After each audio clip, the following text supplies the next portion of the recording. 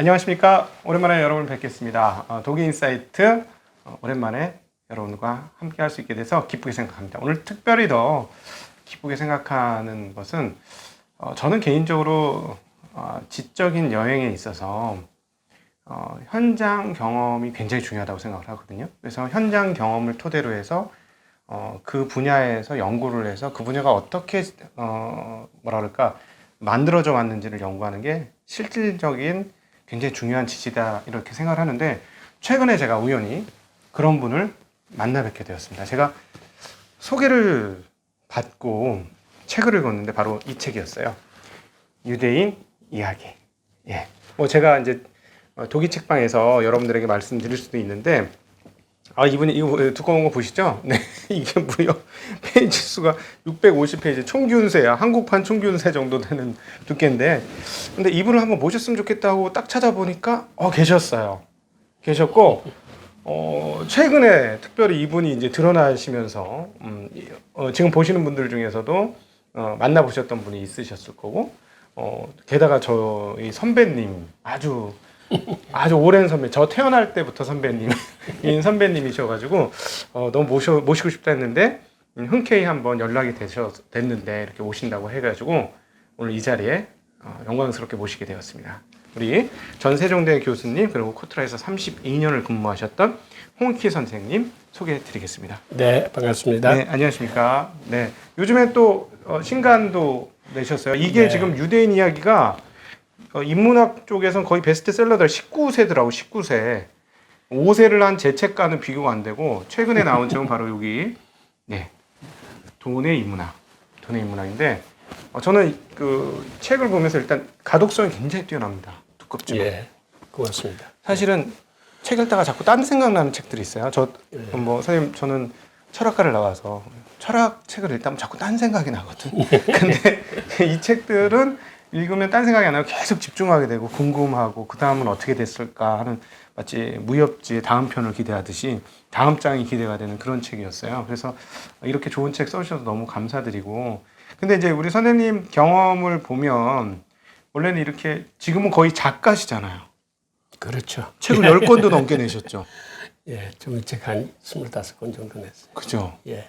야, 거의 천재적인 작가신데, 근데 사실은 원래는 작가 지망생도 아니고 작가가 본업도 아니었고, 원래 본업은 코트라, 그걸 뭐라 그러나요? 무역관. 예, 우리나라 국영 무역진흥기관이죠. 네. 예.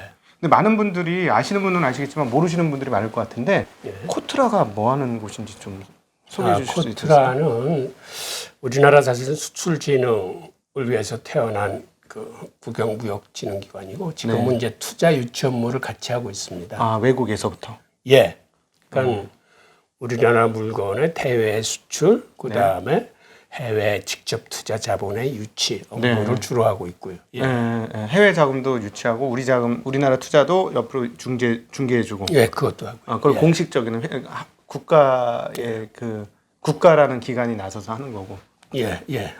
국가마다 무역진흥기관이 있어요. 있어요? 예, 일본에는 이제 제트로라고 있고, 네. 뭐 이태리에는 뭐 이체 등 각 나라가 무역진흥 업무를 할 때 그거를 밑에서 수석처럼 해줄 수 있는 그런 실무기관이 있어야 되니까. 네. 그럼 거기서 주로 우리 홍 선생님 어떤 일을 하셨을까요? 예, 저는 사실은 70년대 코트라를 입사했는데. 그때 되게 똑똑하셨나 보다. 최고 인재들만 가는데 아니었어요? 네. 그 당시에는 이제 우리가 이제 해외여행을 못할 때예요. 한국의 해외여행이 풀어진 게 이제 88 올림픽 이후니까. 그렇죠. 예.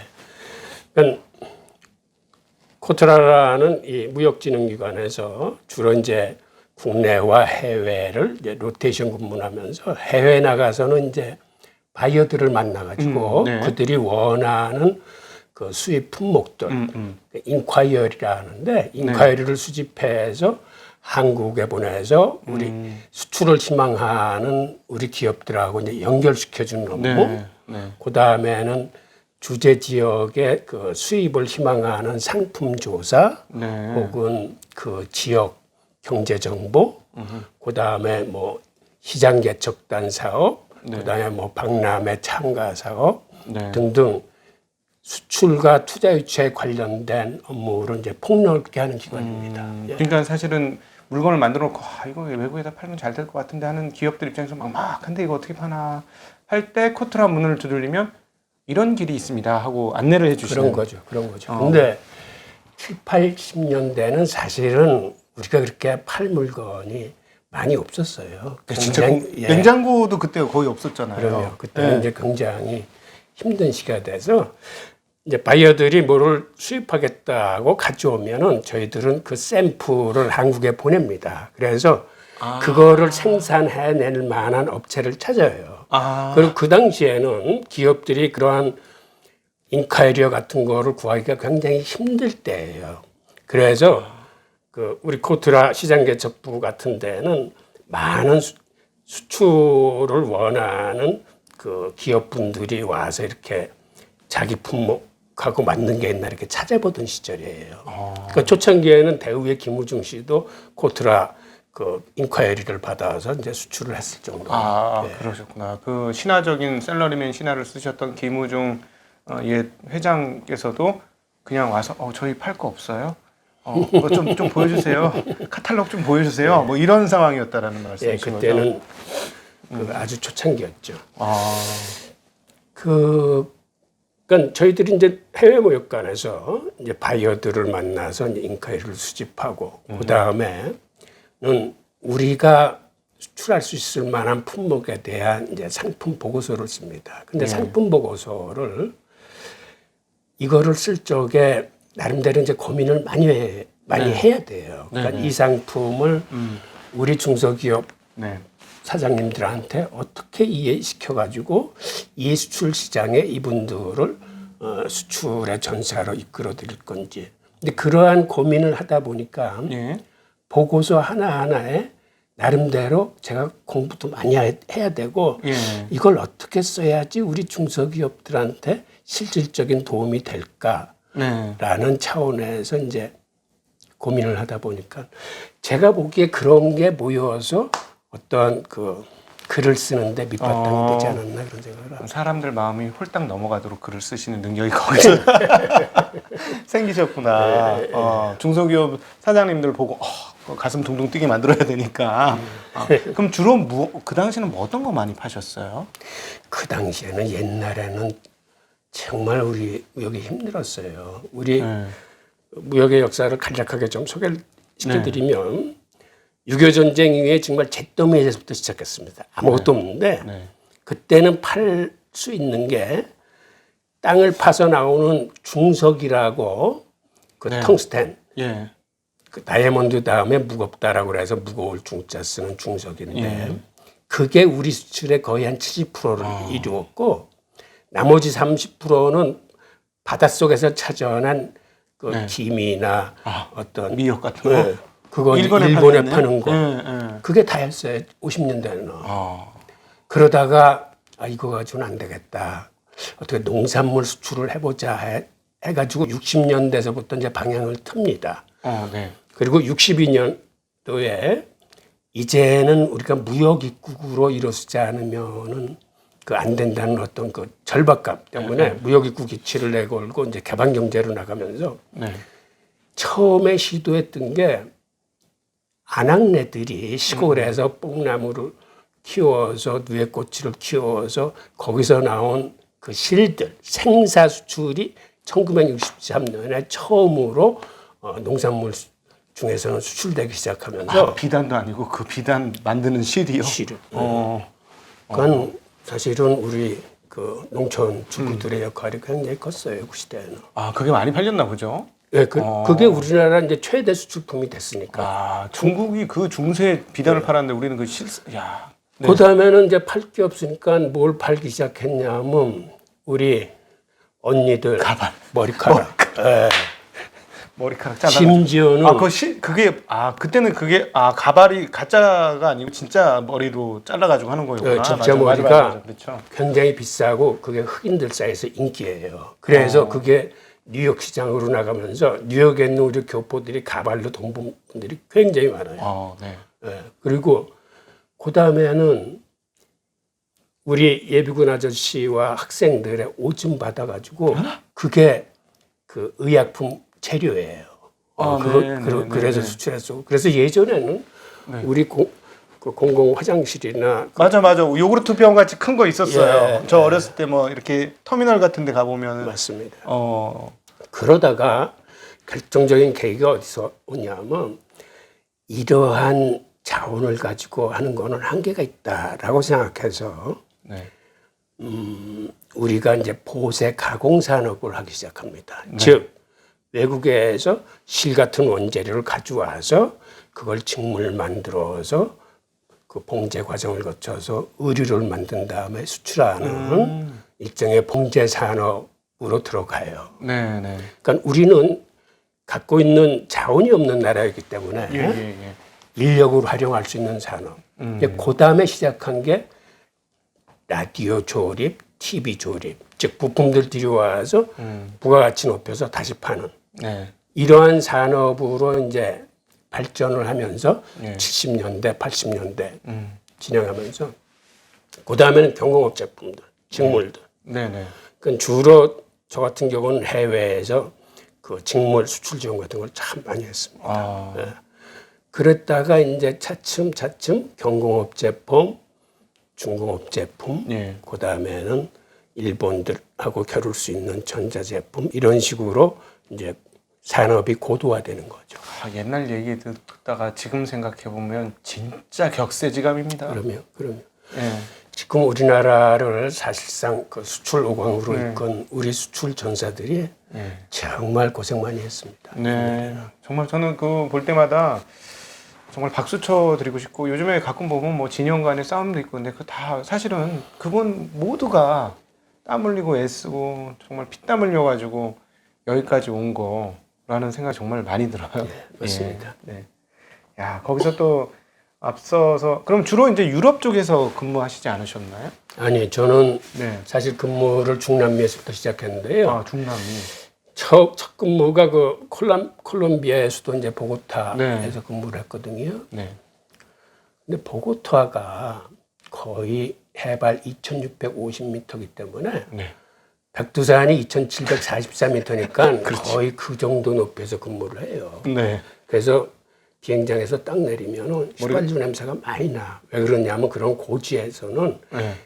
이게 안 날아가요? 예, 산화가 그 제대로 안 돼가지고 아. 그 불연소 아, 그렇군요. 그래서 휘발유 냄새들이 나고 어. 그러한 나라에서 가서 이제 술 지원 활동을 하면서 이제 바이어들을 만나는데 예.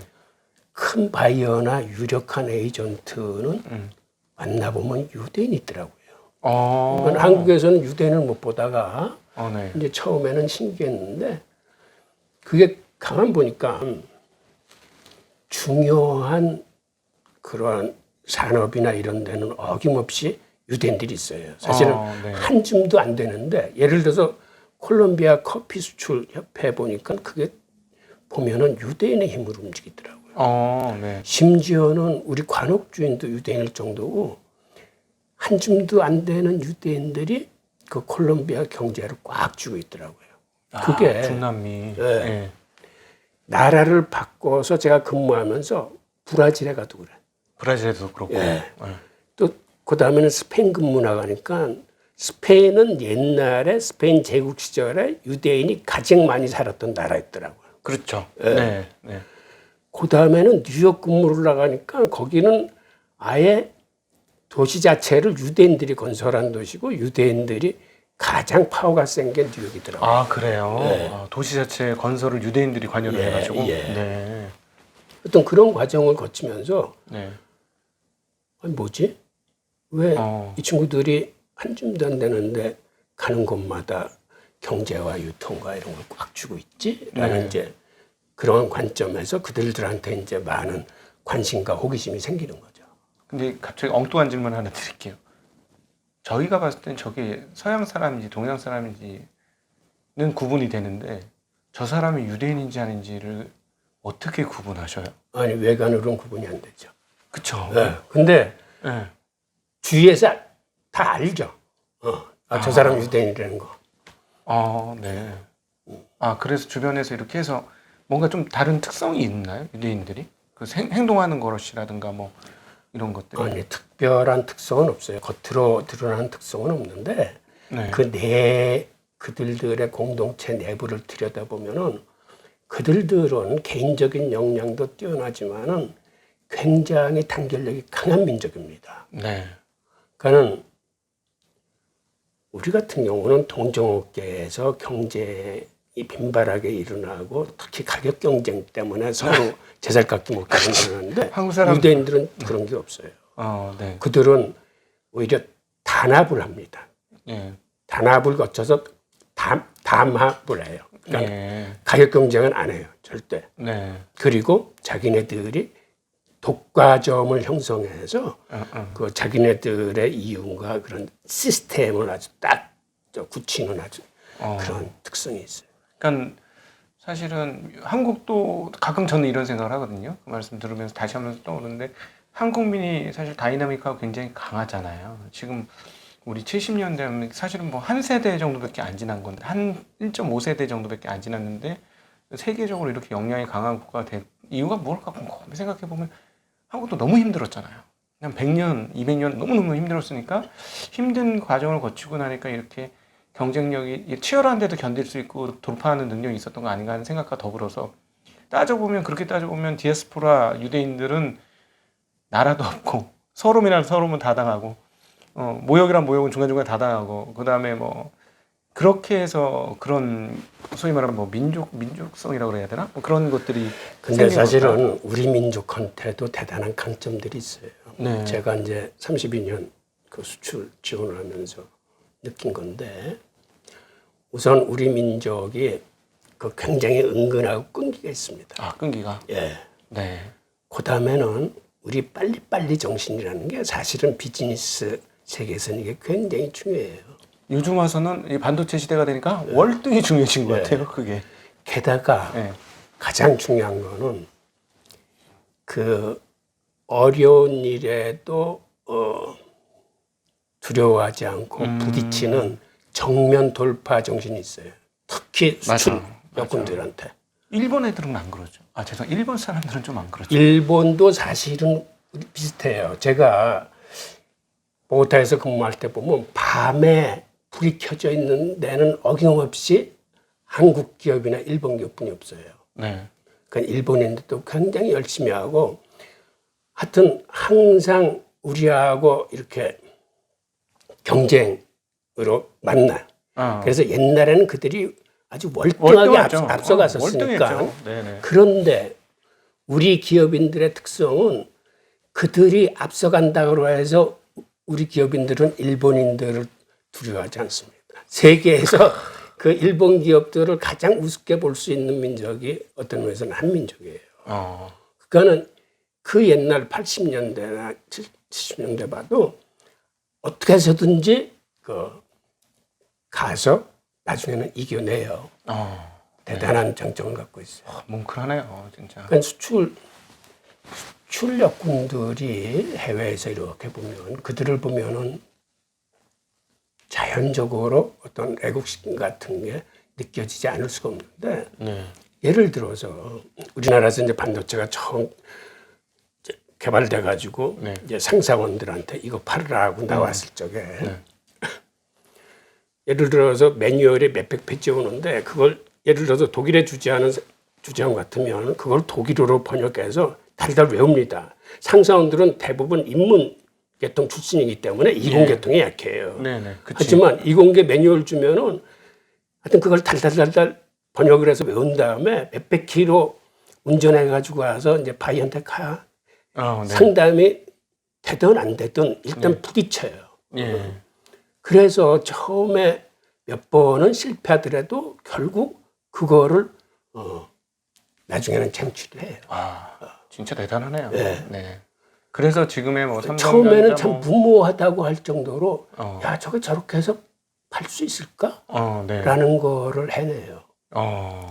그러니까 우리는 이제 매월 한 번씩 만나가지고 애로사항 같은 거 청취하고 이게 일이 되게 하려면 어떻게 건의를 해야 될까? 뭐 대정부 건의도 하고 그러면서 이제 맨날 주제 안 하고 모여서 이제 같이 고민하고 문제를 가는 과정을 거치기 때문에 그들의 문제가 뭔지 아는 이제 알고 이제 같이 이렇게 협력하는 과정에서 그들이 발로 뛰는 거 보면 참 대단해요. 그래서 사실은 오늘날 이렇게까지 한국의 그런 대표적인 기업인 뭐 현대차, 삼성전자, 뭐 LG, 뭐 이런 SK 이런 기업들이 만들어졌다. 그 당시 제가 근무했을 때는 중남미에 삼성전자가 1인 지사였어요. 파나마에 1인이 나와 있었는데 그 양반이 중남미 전체를 돌아다니면서 세일즈를 하는 거야. 그러니까 예를 들어서 보고타에 오면은 내가 통역을 해줘야 돼. 그런 식으로 컸는데 오늘날의 그런 대단한 삼성전자가 되는 거예요. 주재원들이 그렇게 뛰었기 때문에. 또 엉뚱한 질문 하나 할게요. 갑자기 너무 궁금해서. 최근에 보면 일본은 마치 자꾸 뒤로, 우리가 너무 빨리 나가서 그런지는 모르겠는데 마치 자꾸 뒤로 걷는 듯한 느낌을 많이 받거든요. 근데 말씀하신 대로 보면 가장 세계에서 열심히 일하는 사람들은 한국인하고 일본인. 저도 얘기 들어봤는데 밤늦게까지 술 먹는 사람도 딱 보면 둘 중에 하나다. 일본인 아니면 한국인이다. 외국 나가서 밤늦게 술 먹는 사람들 이러는데 요즘 좀 달라진 건가요? 아니면 한국이 그걸 치고 나가서 그냥 더 돋보이는 건가요? 궁금하네요. 일본은 사실은 몇 가지 이유가 있는데 사실 오늘날의 일본을 키운 게 미국이고 그렇죠. 네. 오늘날의 일본을 망가뜨린 것도 미국입니다. 네. 그런데 일본이 그 망가지는 과정을 보면 80년대 중반에는 일본이 사실은 대단했어요. 어느 정도 대단했냐면 세계 10대 기업 중에 8개가 일본 기업이었고 50대 기업 중에 32개가 일본 기업이야. 그러니까 미국이나 유럽이 긴장하지 않을 수 없었어요. 그때는 실제로.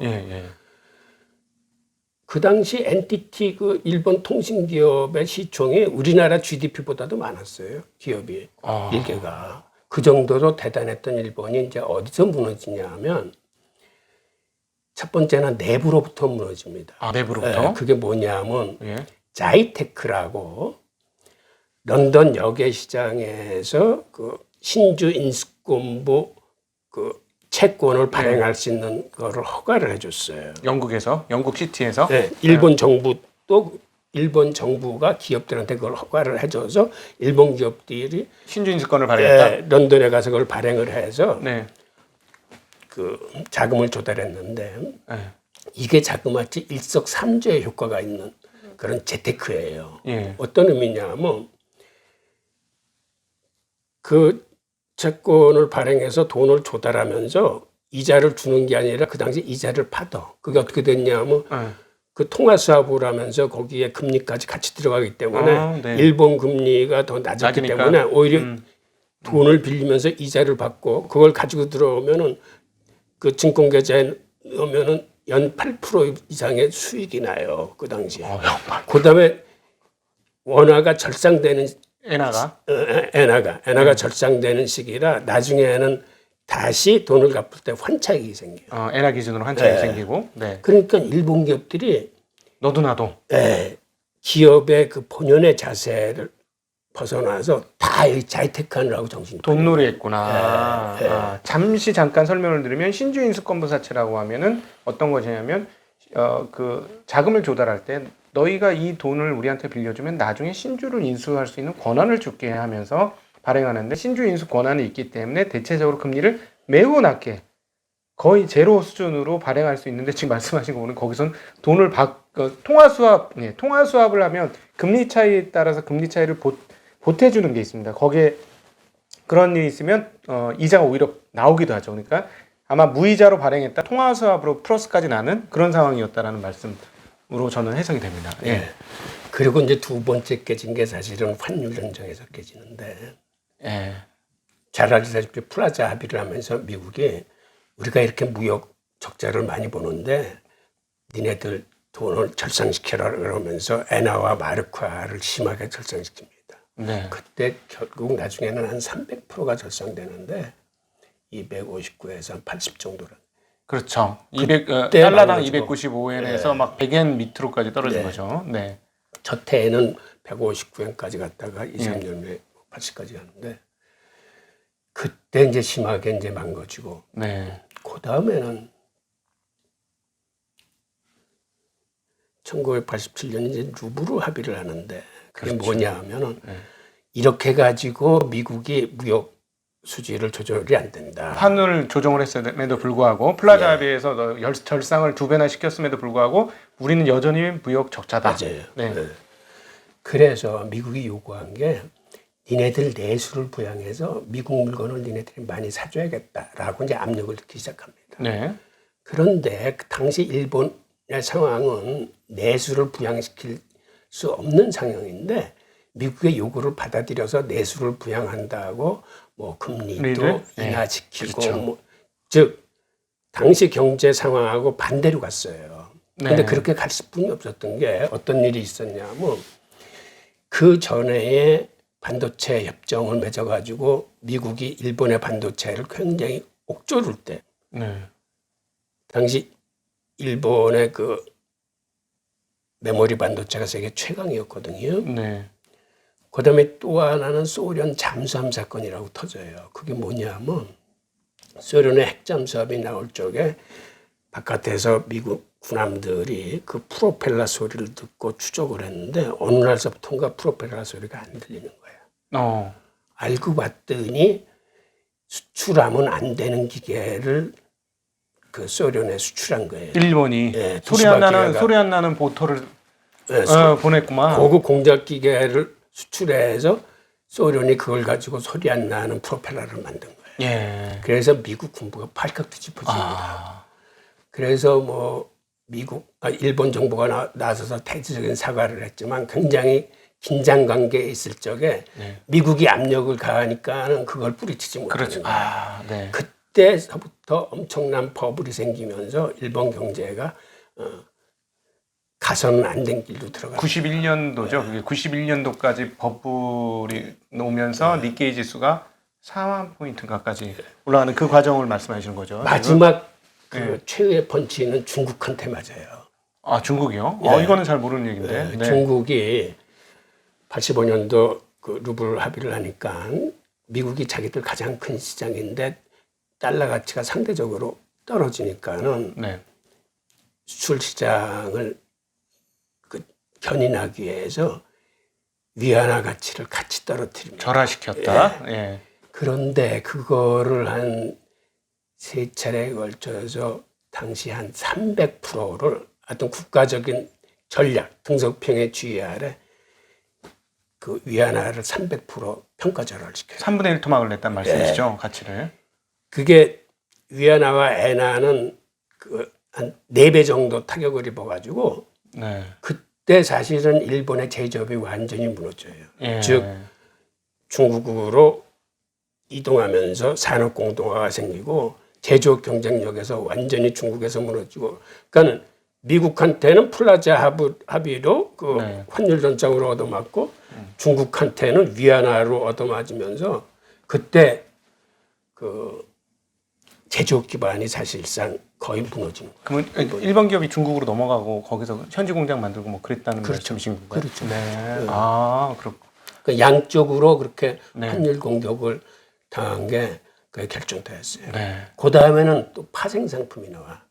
그거를 마지막으로 정리한 게 유대인들이 파생 상품을 개발해서 일본 시장에서는 네. 그 니케이 지수가 올라가는데 베팅하는 걸 팔고 런던하고 뉴욕에서는 떨어지는 공매도를 팔았구나. 네, 인버스를 떨어지는데 팔았구나. 베팅을 해요.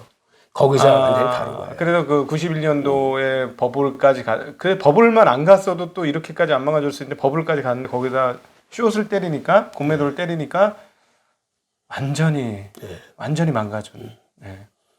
그러면서 그 일본인들의 기상이 완전히 죽었겠네요. 진짜 그런 여러 번을 당하면서.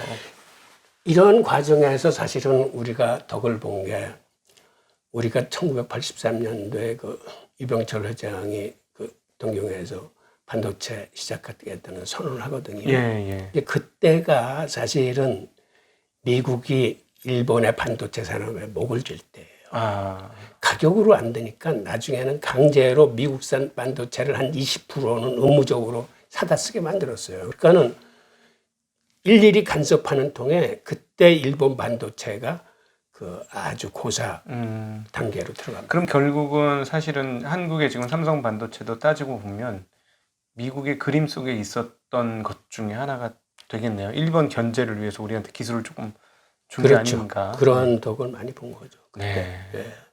아, 이거 가슴이 좀 떨리네. 듣다 보니까 미국이 무서워가지고. 네. 아, 여러분 어떻게 들으셨습니까? 아, 시간 가는 줄 몰랐는데 저희가 이렇게 생각보다 좀 짧게 하려고 했는데 벌써 시간이 꽤 많이 지났어요. 네, 그래서 사실은 이 무역 관련 이야기들로 오늘은 이렇게 정리를 하고 저희가 이거는 이제 빠르게 편성을 해서 주말에 편성을 하고 요 2부는 일요일 날 편성을 해서 여러분들한테 보여드릴 수 있도록 하겠습니다. 어떠신지 모르겠는데 너무 재밌죠? 네. 오늘 지금 마지막에 그 일본 환율 얘기를 많이 했는데 사실은 지금 일본 환율만이 문제가 아니고 한국 환율이 지금 이상해요. 물론 현재까지는 자본시장이 굉장히 유리하게 작용을 하고 있습니다만 일본 예를 보니까 이게 그냥 편하게 볼 수 있는 상황은 아닌 것 같아서 요 2부 우리 홍 선생님하고의 2부는 환율 얘기로 특별히 한국 환율과 지금 국제적인 환율 얘기로 한번 이야기를 나눠보도록 하겠습니다. 그러면 1부는 오늘 여기서 이상으로 마치도록 하겠습니다. 인사드리겠습니다. 감사합니다. 예, 감사합니다. 안녕.